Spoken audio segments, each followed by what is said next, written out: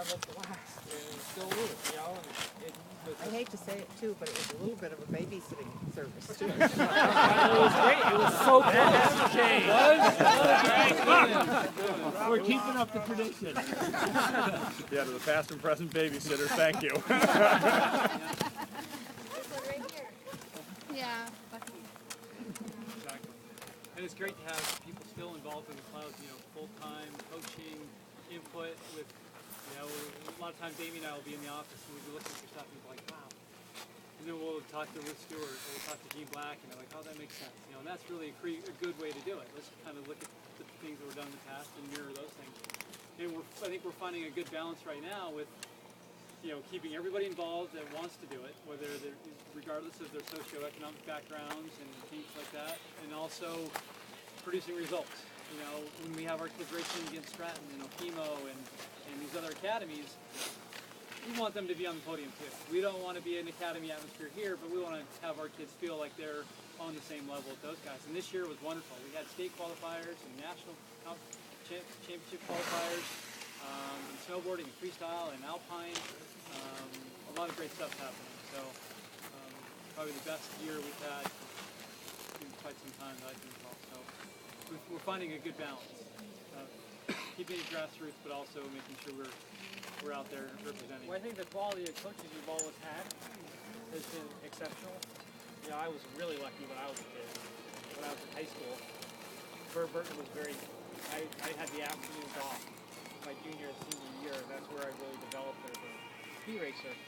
And I had pretty much a private coach. It was Mike Kerwin's brother, Dave. And it allowed me to excel. You know, the facility was always here. There was always a course set for me. I was like, this is wonderful. You know, and it didn't have to happen, but it was open 6 days a week. Right. At that time, Burton didn't have a ski team, so Yeah.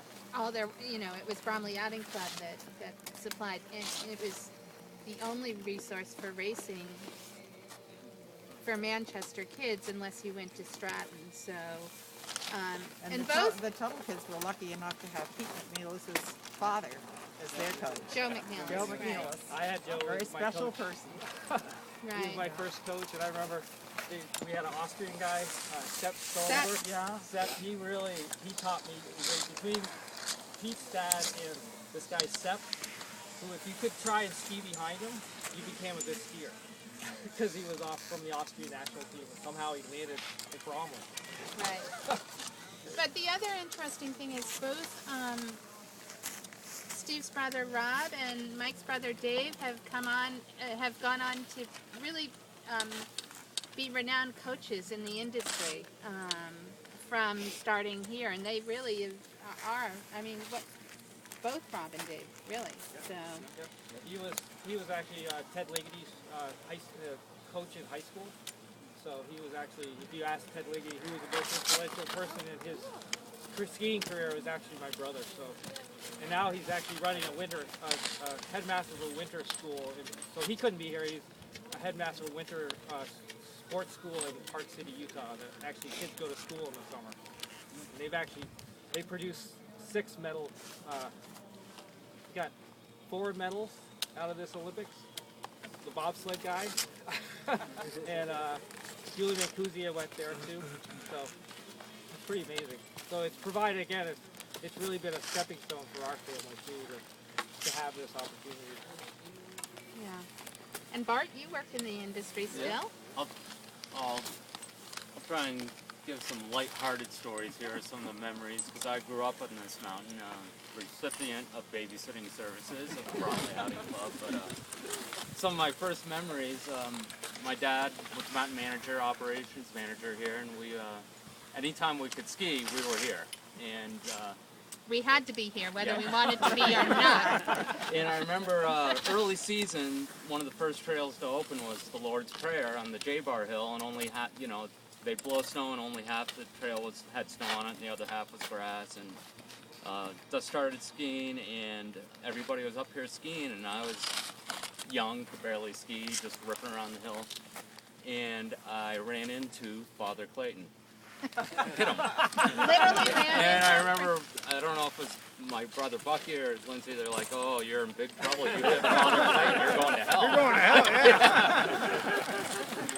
So, and then another memory that I had is here on the weekends, and I was very good friends with Pepper, and the families were pretty close, and I was getting a ride back down the mountain in the Clayton family station wagon, and Rob was driving. Oh, good. And we're all loaded in there, and Rob's twisted sense of humor, he's like, let's see how far I can back up the traffic.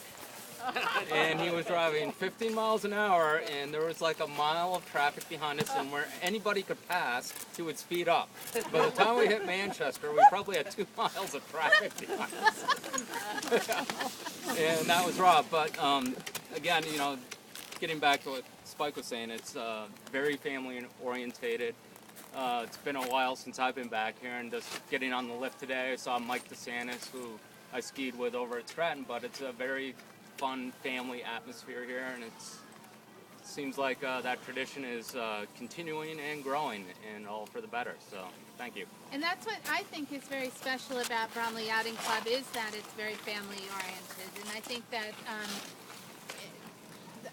to me that's very special, and I think that it obviously is continuing is very special, and I think we're all happy to see that. So anyway. We attract the right people, for sure. You know, we've got wonderful people that work 80 hours a week, you know, down south, and we drive up late on Friday nights, and we volunteer all day long on Saturday and Sunday, and we get to drive home, and we have a lot of local people who do the same thing throughout the week and the weekends, and, you know, well beyond their careers.